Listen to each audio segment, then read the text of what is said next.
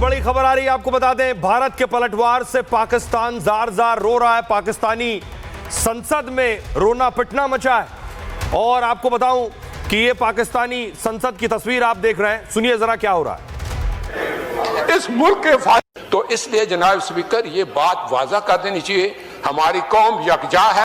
तो इसलिए जनाब स्पीकर ये बात वाजा कर देनी चाहिए, हमारी कौम यकजा है। मैं इन सब से कहूंगा कि मिल के चलो और अपने रब से रजू करो।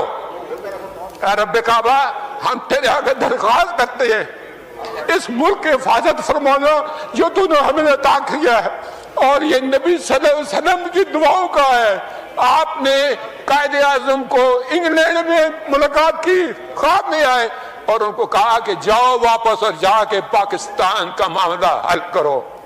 आप खान कलात को ख्वाब में आके ये हुक्म दिया कि तुमने पाकिस्तान की सरना ये मुल्क बन के रहेगा और तुमने तो ये ऐसा बड़ा मौजज़ा है कि अल्लाह पाक ने ये हमें अता किया है और अल्लाह पाक इस मुल्क की हिफाजत फरमाएंगे।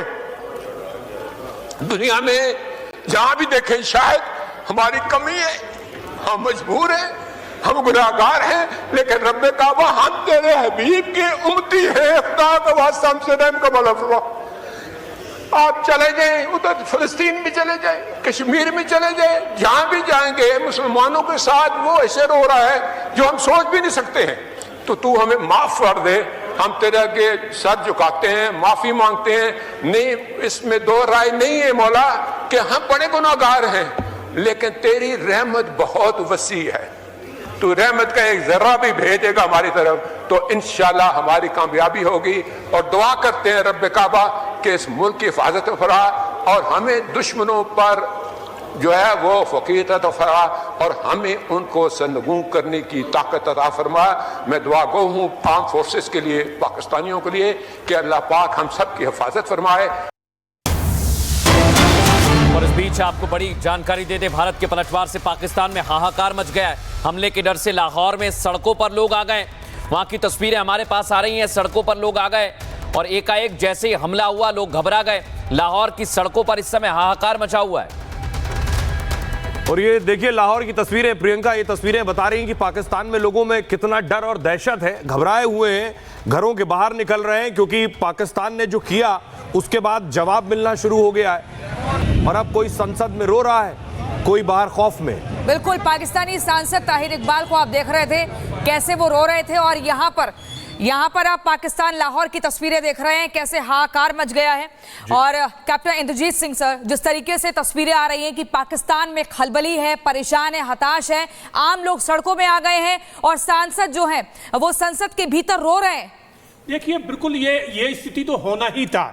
जब पाकिस्तान पहले भी इस बात को जानता था कि अगर हम इस तरह की हरकत करेंगे तो भारत हमें बख्शेगा नहीं, मगर भारत ने फिर भी इनके साथ बहुत एक जो तरीका होता है वो अपनाया है। हमने शुरू से लेके डे 1 से लेके हमने वो कार्य किया है कि जो इनके आतंकवादी थे मैंने उन्हीं के ऊपर अटैक किया था। फिर इन्होंने जो हमारे सिविलियंस के ऊपर, हमारे ग्रामीण क्षेत्र में जिस तरह से आरटी के फायर गिराए हैं तो हमने उनको जवाब दिया है। हमने अभी तक भी जो है ना इनकी पब्लिक को और इनकी आर्मी को टच नहीं किया है, मगर ये सारी कायराना हरकत ये कर रहा है पाकिस्तान, तो हमारी आर्मी को भी ये मजबूर होकर इस तरह का जवाब देना पड़ेगा। उसके बाद भी ये दहशत है राजन साहब, ये उस तरह की है कि पहले शरारत की, हरकत की और जब पिटाई शुरू हुई तो रोने लगे। सांसद भी उसी तरह से रो रहे हैं।